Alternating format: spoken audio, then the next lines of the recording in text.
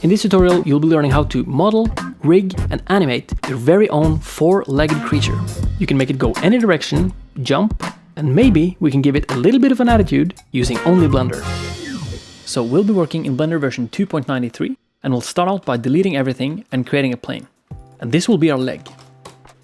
So go to edit mode by pressing tab and right click, merge vertices at center.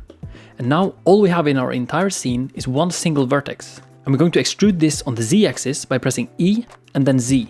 And let's do 4 meters. So we're going to add thickness to our leg by using the skin modifier. So go to modifier properties, add modifier, skin. And now we have a rectangle.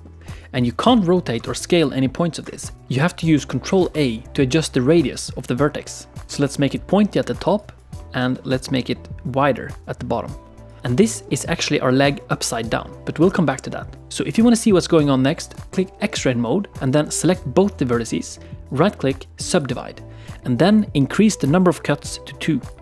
So now we have these 2 joints. If you press G, you can move them around and you can see that we have created bones. But right now these are still just vertices, so to make them into actual bones, we can click Create Armature. But this button is disabled until we have exited edit mode. So let's go back to object mode, and in the skin modifier, click Create Armature. And now we have an armature object with a bunch of bones that are connected to our leg. So now we can access pose mode, which allows us to select the bone and rotate it, and our leg will follow. And this also unlocks some incredibly powerful tools, like inverse kinematics. So go to pose, inverse kinematics, add IK to bone. Make sure you have this last bone selected. And then add this IK to new empty object. So now when we go back to the object mode, you can select this empty, and we have a really powerful rig already. So the technique we'll be using in this tutorial is to move this empty object around in a clever way to make this other stuff behave like a leg. So to keep things tidy, let's rename this empty object to IK target. And there's one thing that we need to fix. Because if we were to move this down, and now you can select the armature and the leg, and you can move this around by pressing G, you can see that there's a limit to how far we can move this. And if you watch this from the front orthographic view, which is numpad 1, you can also use this widget and click -Y. And now you can press G to move this around. You can see that we are limited to this area. So we want it to be in this area instead, and that is roughly 45 degrees. So you can actually fix this by just rotating it. So hold down Control and do -45. So now we can move this around and we have a much more comfortable zone to work in. So let's make a body. Shift A, let's make a cube. Let's move this cube on the Z-axis by pressing G and then Z, and then let's rename this to body. And now we can move our leg and our armature just outside this, and let's just give it some more room. And now we can take the armature and our leg and parent it to the body. So select the armature and the leg, hold down Shift and click on the body and go Object Parent, which is Control P. This is where things get really interesting, because now we can move around our body and we can rotate it and we can move this leg, and we're getting close to something that looks like an actual character.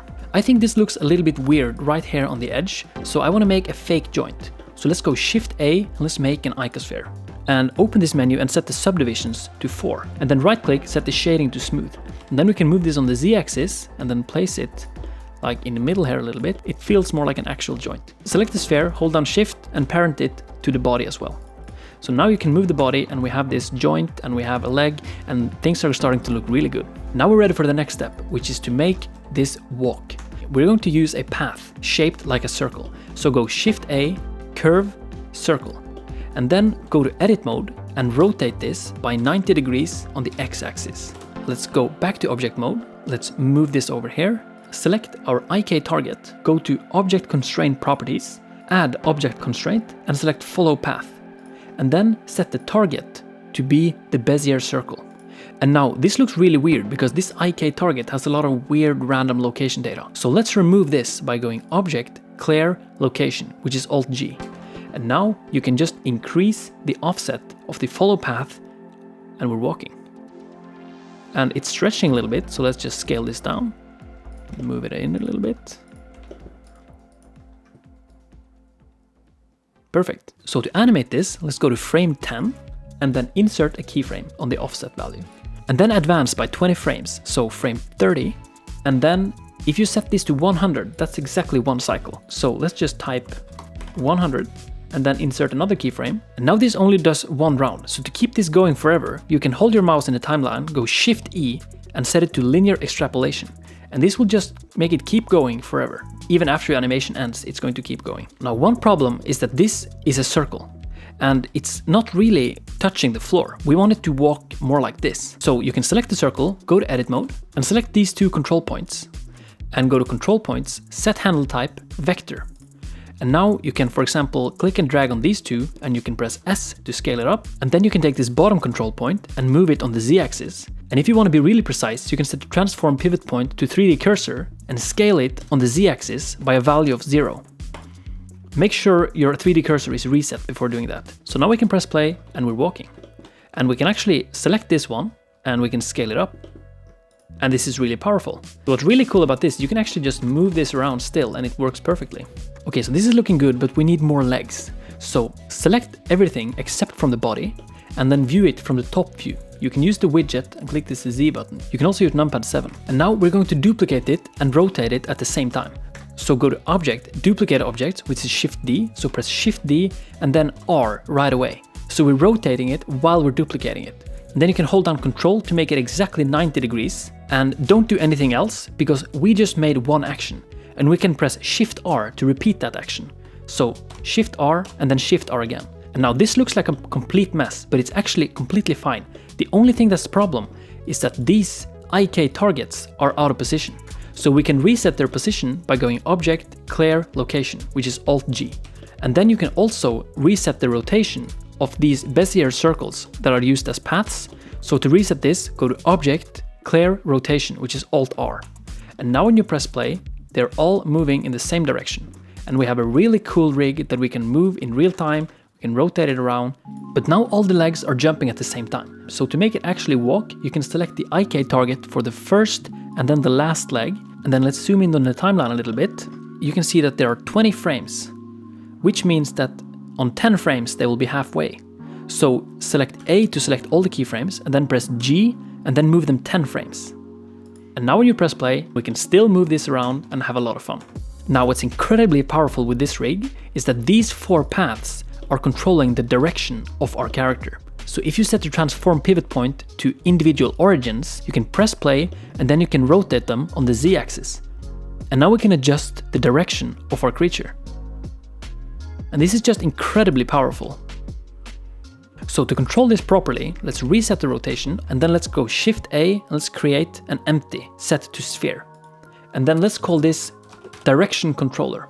And then right click, adjust empty display size, and then let's scale this up. So now we can select this first path, and in the object constraints properties, we can go add object constraint, copy rotation, and then set the target to be the direction controller. So now this will only copy the rotation, not the location. Select these 3 as well, hold down Shift to select the first one, go to Object, Constraints, and then copy constraints to selected objects. So now these all have the same constraint, and we can rotate the direction controller, and we have a really powerful rig. But let's make things a little bit more interesting by adding some random movement to our body. So right click and select vertical split and set this editor type to graph editor. Let's select the body and press I and insert location and rotation keyframes. So now our object has object transforms for X, Y, and Z location and rotation. So select the X location and press N to get up this menu and click modifiers. So now we can access the F-curve modifiers. And the one we're going to use is called noise. So once you apply the noise modifier, our body is immediately starting to shake. So we can increase the scale of this movement. Let's do 15. And you can increase the strength. 1 is great for now though. And then you can change the phase if you like. And now you can copy this modifier because it's currently only applied to the X location. So copy F modifiers and then go to Y location and paste it. But now when you press play, you can see that it's going diagonally. And that is because the X location and the Y location have the exact same phase. So if you adjust the phase, you can see that now we're getting random movement on both channels. And this is starting to look really organic. So let's do this for the Z location as well. Let's paste the modifier and let's give it a new phase. Let's lower the strength a little bit for the Z axis. Perfect. And now we can do the same for the rotation. So go to the X rotation, paste, but now we want to lower the strength just a little bit. So let's do 0.4 is good. Let's give it a random phase. copy, go to y-axis, face, random, z. Yeah, you know the drill. And now it's almost as if we have a living creature that is walking in our scene. Perfect, let's make it actually walk across the screen. So let's make a new object, Shift A, empty, cube. Right click, adjust the empty display size and make it really big. And now we're going to call this character controller. Now hold down Shift while you select the direction controller, all these paths and the body. And now you can press G and you can just see that everything is moving, and then hold down Shift and select the character controller and then Control P. So now you can only move the character controller and this will move. Now at this point in the tutorial, if you're familiar with drivers, feel free to go ahead and add a driver for the offset. But right now we're just going to quickly eyeball it, which is also really fast. So let's move our character controller on the X-axis and then press I for insert location. Then let's move it a few frames over and then press G, X and move it over here. And then insert another location. So now we're running into the same issue where we want to make this go on forever. So have your mouse in the timeline and go Shift E, linear extrapolation. So now when you press play, it's going way too fast. It's sliding a lot. So to fix this, let's just have a look. Okay, so it's sliding too much. And then select one of the keyframes, press G, and then let's move it back a little bit. And now you can actually just... Wow, did I actually just nail this on the first try? Okay, so if you don't get super lucky and nail this on the first try, that's actually quite insane. You can just sort of see, okay, it's sliding too much, so let's move it this way.